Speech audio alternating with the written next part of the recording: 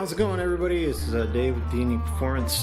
Getting along with this 6-liter build. I just want to touch base with you, give you a quick update on what I'm doing. So pistons, pretty much the lower end is done. Waiting for a return bung. I ordered one on the internet, so I gotta wait till that gets here.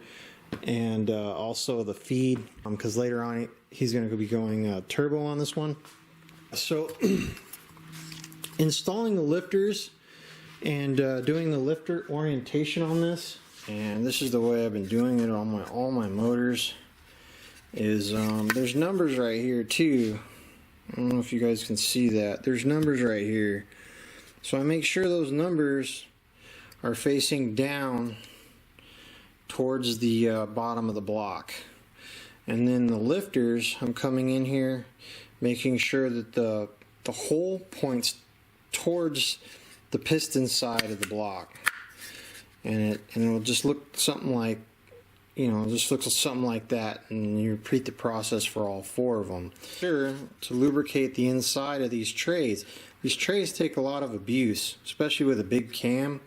So, and then also the lifters are taking a lot of abuse. Even though these are really good lifters, they're still taking a lot of abuse, especially if you have a high profile cam or you've got something with a lot of duration. I mean, this thing's just getting beat to death. So the more lubrication you can get in this area, the better. Like I said, I like to point that hole towards the piston side. If you cock it that way, it's going to take a long time for the lubrication to get into that hole, especially when you're priming the motor. Notice that on the last couple that I've done. First one I didn't really pay attention to, and come to find out doing some research, on how the oiling system actually works on an LS motor. The more you can get to it, the better.